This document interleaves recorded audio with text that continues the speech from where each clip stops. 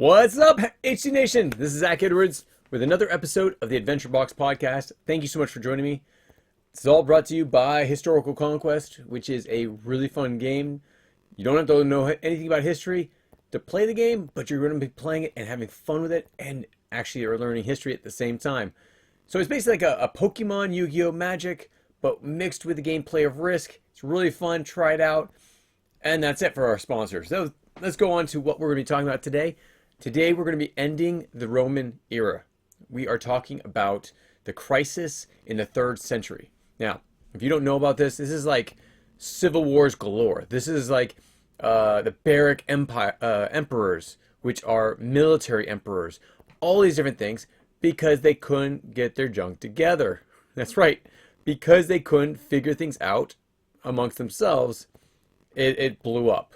And all of a sudden the military was taking over and all these different things were happening. So as I do always, I break it into 3 different sections. So the first one, we're going to be talking about how the century of chaos nearly tore Rome apart. The second thing we're going to be talking about is how the emperors, both Diocletian and also Constantine, fought to hold it all back together. And finally, how a new capital, Constantinople, would become the future of the empire. Wait a second. Really, that's the capital, not Rome? Why didn't anyone tell me this? Wait a minute. It's always been that way. They just don't talk about it that much. So, let's get into it. Let's begin with a crisis that nearly destroyed Rome. So first off, this is between like 235 BC and 284. The Roman Empire was basically at a free fall. Things were happening left and right, including, remember when we were talking about, the French and Indian War? There was a linchpin. There was a thing that started it all happening. What was the linchpin? It was the death of the, basically the Byzantine Empire, who was also the leader of Austria. So when he died, there was something called the secession, the War of Secession. And that was, he wanted his daughter to be the leader. And places like Prussia and France and England, they did not want that. Now, there was people partnered up with that country, but all the countries were basically against her taking over. Because that would basically give her a lot of power all throughout Europe. And so this was the linchpin that actually started the first true World War, which would become the 7 Years' War, and in the United States, it was called the French and Indian War. What was the linchpin for World War I? That's right, Archduke Ferdinand was assassinated, killed, which then pushed everything. There was a chain reaction that happened to actually make World War II or World War I happen. World War II has a linchpin. All these different things have linchpins. So what was it for the chaos or the crisis in the 3rd century? This was the assassination, the murder of Emperor Severus Alexander. Doing Harry Potter now. But Emperor Severus Alexander was murdered by his own troops. That really stinks. Holy cow. You think that everyone's got your back, and then they kill you. Wow. What followed after this point was basically nearly 50 years of instability and chaos, with more than 20 emperors rising and falling, often falling by what? Assassinations, and also military rebellions. So it's this constant crisis inside the 3rd century, inside the Roman Empire. Now, if you want to get to the actual nitty-gritty of all the different emperors, those 20 emperors, read it in our textbook. It's there. We do it in a really interesting way, so you can actually read it and have fun with it. But yes, that's if you want to get more in depth. So this period is known as the crisis of the 3rd century for a good reason. Let's go over some of the things. It's not just the civil wars, though that was a big part of it. Also, the barbarian invasions across the frontier. You had barbarians coming in from, let's see, well, there's the Gaelics that came in. That was not the barbarians per se, but barbarians coming from different directions, depending on which one. Then you had a breakaway, some of the regions that basically broke away, like the Gallic Empire in the west. So like the Spain and Portugal, that area like broke off of the Roman Empire. And also the Palmyrene Empire, which was ruled by Queen Zenobia. Yes, a female queen. There are a lot of them, actually. Read the history. So the Palmyrene Empire, which actually was in the east. So the Gallic were in the west. The Palmyrene was in the east. So for a time, the empire looked like it might completely go away. And it could have, much like every other nation did. I mean, you had the Persian Empire going away, you had the Greek Empire going away, you had all of these empires doing the same thing. But there was something that brought them back. We're not going to get there yet, because next we're going to be talking about the economy, the collapse of it, the hyperinflation that was created for the Roman currency. Rome wasn't just politically unstable or militarily unstable, it was economically broken. The endless wars drained the treasury. To pay the soldiers, emperors began to debase their currency, bring down the value of the currency so they could actually pay more. They reduced the silver content in the coins too. That sounds familiar. Wait a second. We used to have silver in our coins. Not anymore. Now it's copper, zinc, and so forth. So the result was a hyperinflation, which means a cost of bread went from $1 to $20. If you want a modern day look, we had a small inflation. It was not a hyperinflation. Go down to Argentina. Hyperinflation. They had like 100 to 200% inflation. We had like a 9 to 11% inflation. They had 200%. So their bread that was $5 was not $5 anymore. It was $15. Because it didn't go up just 100%. It didn't just double.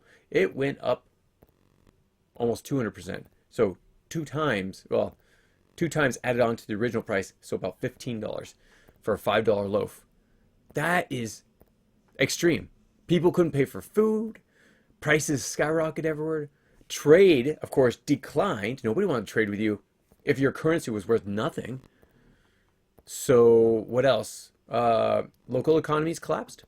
So this wasn't just the Rome itself. Everything in the empire was influenced by this. And those local economies, even like Egypt, started to splinter, which is why actually I think Zenobia also took over Egypt for a little bit. Very short amount of time. But the Eastern Palmyrene Empire broke off because of these things.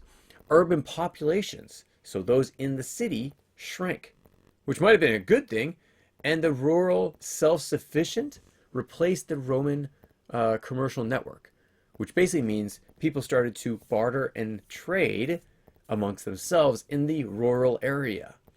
So this crisis wasn't just about bad leadership, it was about a system that could no longer support itself. I really want to talk. I'm just going to do it. I'm going to do it. What is happening today? I'm sorry, but we have an economy that, yes, could take care of itself if the government would freaking back off. Because as of right now, all these government regulations, all these things that the government puts on the merchants are hurting our economy. Everything that the government does to put more pressure on the merchants or those that are business owners is killing business. And what happens when you kill business? Well, all those that were employed are now unemployed. Luckily, we're trying to pay back our debts. We're trying to get paid down the deficit. We owe so much money to other countries, especially those that we buy things from. And how is that a smart way of doing it? It's almost like, I was thinking about this morning because I was listening to the news. I was thinking, okay, so people are ragging on what we're trying to do with the tariffs. So the way that they say it, people have a deficit in the amount of sales, meaning we buy more from other countries than we sell to those other countries, which creates a deficit, meaning we have less exports than we have imports. More imports, and we're buying more from other countries than they're buying from us. What does that do? Well, that makes those countries want to go out and actually spend money on our bonds. What are bonds? Bondage. Wait a second. Is that where it came from? Yeah, it's actually under the same wording of that. Basically, it's our debt. So those other countries are buying our debt. What is happening to our country if our debt continues to incline? It means we have to owe them more money. So how is that a good thing? And that's when there's a deficit. Now, with the tariffs, we're trying to equalize, to make our deficit smaller. What happens during that time? Wait a minute. They don't have money to spend money on our debt, buying our debt, making us be able to spend more money. That's a great thing to some people. I'm not going to politics. Not doing that part. This is all economy. This is why Rome was failing. They had too much debt. They had bad leadership. They put too many things on the merchants and the business owners, and the economy started to collapse. The leaders of the country were debasing their own currency, trying to make it so that it was worth less, which created hyperinflation. And I'm not saying anything politically, but I hope that the president knows what he's doing. And I'm not saying either way. I'm just saying I hope what he's doing actually turns out to win for the country. Because if we win, everyone else wins. Because where does a lot of the support come from foreign countries to these other countries? It comes from us. If we don't have money to give, or if we have hyperinflation, much like the Romans do, what happens? Everyone else suffers. Or they start to fight. Wars begin because of debt. It's happened on all the different wars. It happens because of finances as well as other things. We talked about linchpins. That's one of the linchpins. Okay, sorry. Went off on a little rant. Okay, let's get back to the actual thing. So in the invasions from external pressure, let's talk about that. Let's talk about the different places that were attacking Rome. So meanwhile, during this whole economic failure of Rome, the empire's borders were basically under constant attack. Everyone saw that Rome was suffering. Wait a second. What did I just say? The economy goes down and people start wars. Wars are started a lot of times because of the economy, because people see that a country is weak. They try to take advantage of that. So let's talk about some of the people that actually attacked. So the Sassanid,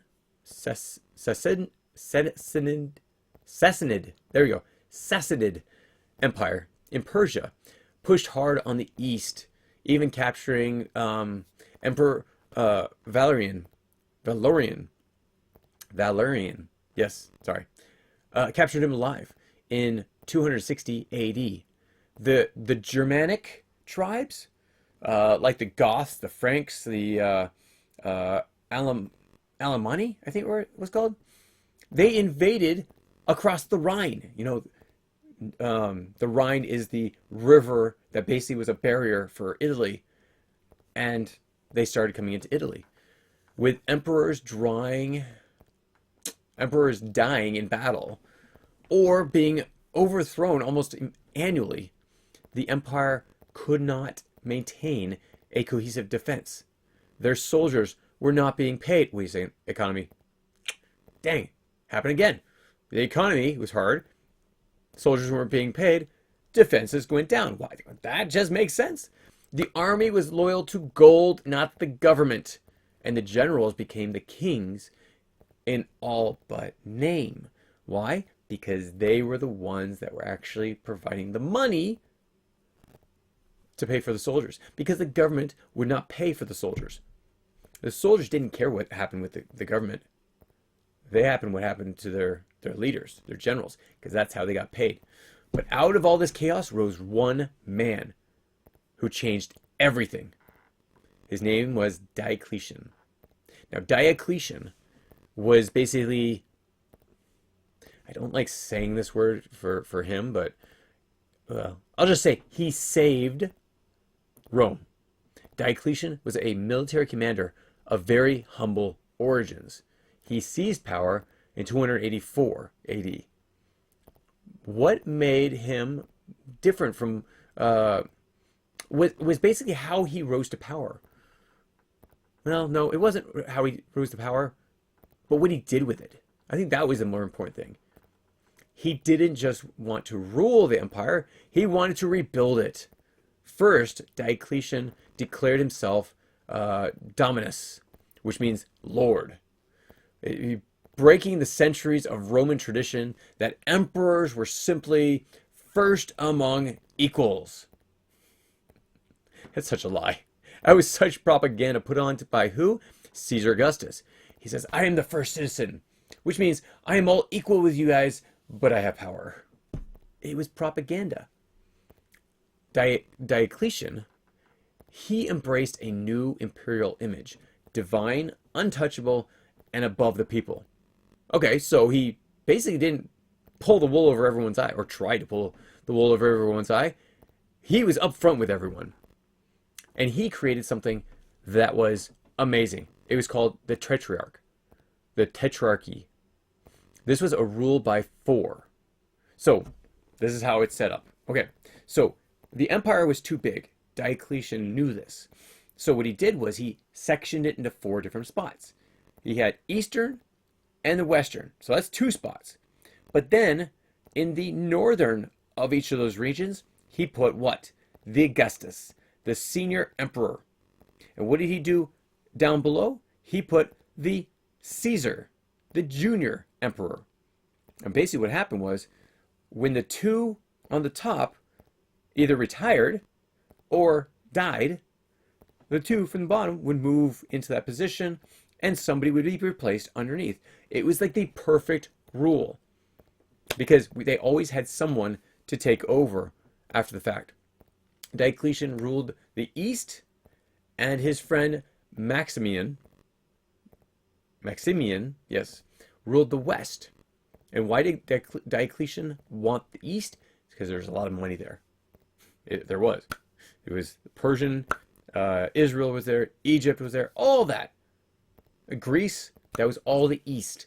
Maximian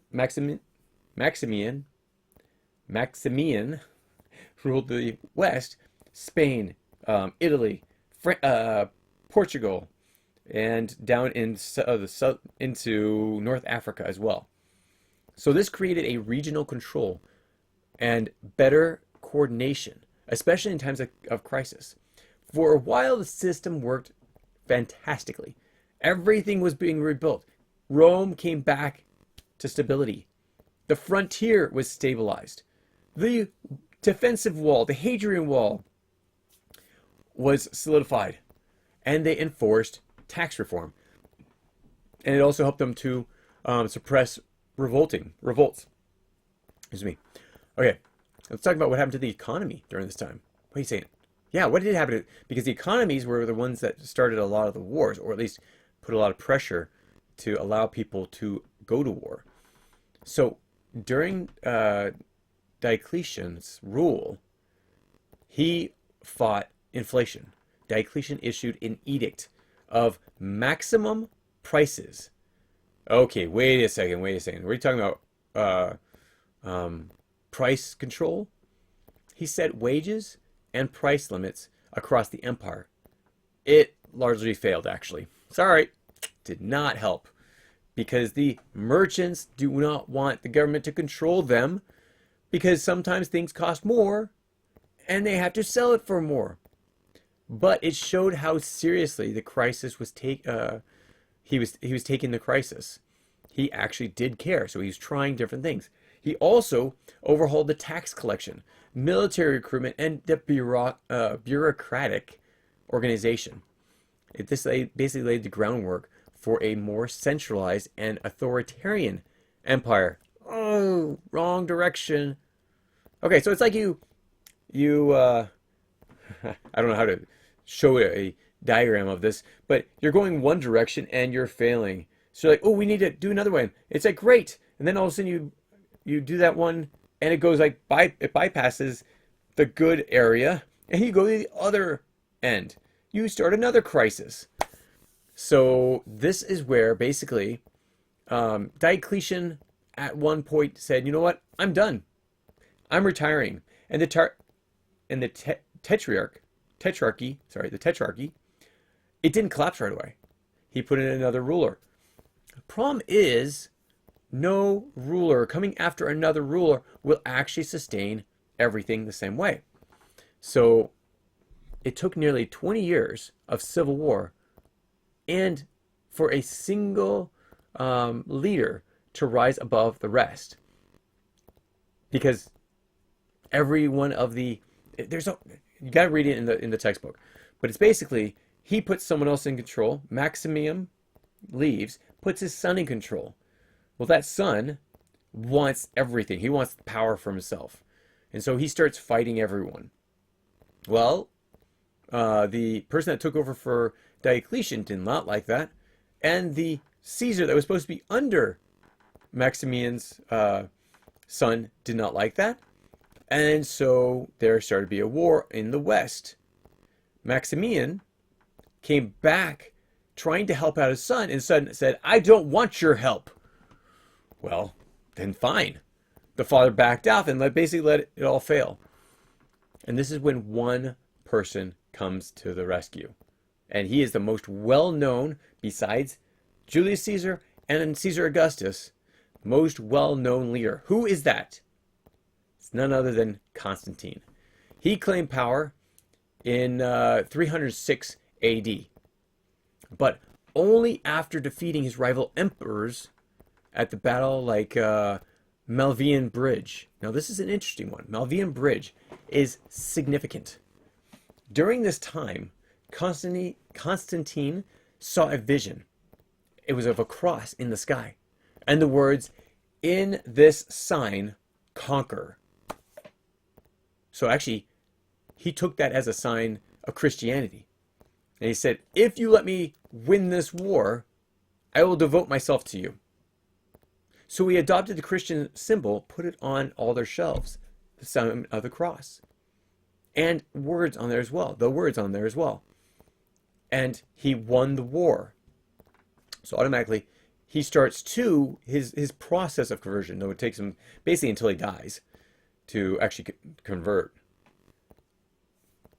I'm not questioning anybody's conversion, but that's basically what basically happened. And so in 313, Constantine issued an Edict of Milan, which basically legalized Christianity. Remember, we talked about this last week. There was so much persecution against the Christians. They were ripped to shreds in the Colosseums. They were burned at the stake to light Nero's gardens. They were butchered and tortured in so many different ways. And this basically ended, this edict basically ended the years, the centuries of persecution against the Christians. Though he remained tolerant to paganism, Constantine gave favor and funding and even protection to the Christian church at this point. So this moment marked a seismic shift as Rome, once defined by polytheism and emperor worship, basically, it began to evolve into a Christian empire. Now, I want to bring up one thing that's very interesting when it comes to this. It's the Nicene Creed. So there's a Council of Nicaea. There were different fractures inside the Christian church. There were people that believed that God the Father and Jesus Christ were the same being in essence.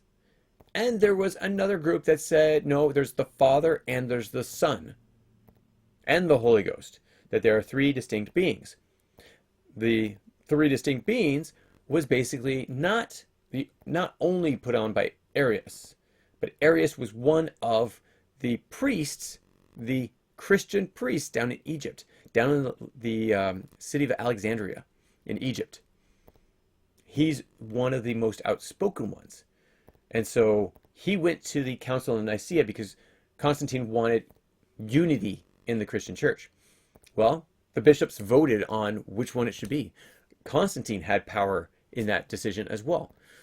Arius was kicked out. He was excommunicated. Then all of his papers, all of his teachings were burned. And then, after a few years, they allowed him to come back so he could actually have communion. And when he came back, he was supposed to give up all his sins. So he gives up all his, he's on his way to giving up all his sins. And in the streets, he dies before he's able to do that. Now, some say it was divine intervention. Others say, no, it was murder. It was poison. But since we don't have his body, who knows? So, yeah, that was the Council of Nicaea basically said, this is what we voted on, and this is what the doctrine is for the Christian church. And so the Council of Nicaea created the Nicene Creed, which is the written understanding from what was decided in that council. Okay, now let's talk about something else that's really important. Okay, where is the Roman capital?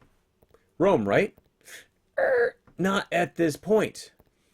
Constantine wanted to expand his legacy. So he founded himself a new imperial capital. Now, in 330 AD, he officially dedicated Byzantium, you might know that, the Byzantine Empire, Byzantium, and renamed it Constantinople after himself. But it was the new Rome, strategically located between Europe and Asia, protected by sea and land walls. And he thought, no one's going to take this over. Well, fast forward 600 years, and the Islamic Caliphate come in and totally destroy it. And then it becomes what? Constantinople becomes Istanbul. But that's way in the future. Okay, so Constantinople would become the heart of the eastern side of the Roman Empire, later known as the Byzantine Empire. West, east. Roman Empire basically falls apart. Byzantine Empire sticks around for a long time, lasts about over 1,000 years, long after the fall of Rome in the West. Okay, there we go. So really quick, let's go over everything that we talked about. The crisis in the 3rd century nearly shattered the Roman world. But through reforms and divisions by, thank you, Diocletian, things were able to come back. He created the Tetrarch, the 4 areas of Rome, the Roman Empire. And what happened? Through corruption and envy and greed, it all fell apart. But that's what brought in Constantine when he fought all the other emperors and took them over. The junior and the senior emperors, he took it all over. And he helped rebuild the empire through many different reforms. And yeah, basically you wouldn't recognize it between the old republic and what he had designed. Their legacy of Diocletian and Constantine were monumental. It's a strong autocratic state. Basically, leading from the top, they have all full power. Division of the eastern and the western side. The foundation of a Christian Rome. And then how it got moved to a central place, being Constantinople. The Rome that emerged after the crisis was not Rome of the past. It was still Roman, but it was new. And it was not polytheism, it was monotheism. And it was not many different gods of different things. It was one God under Constantinople. So here's the question for you. This is the engagement question. Please, I want to hear your thoughts and comments in the comments below, or email me, zach@historicalconquest.com.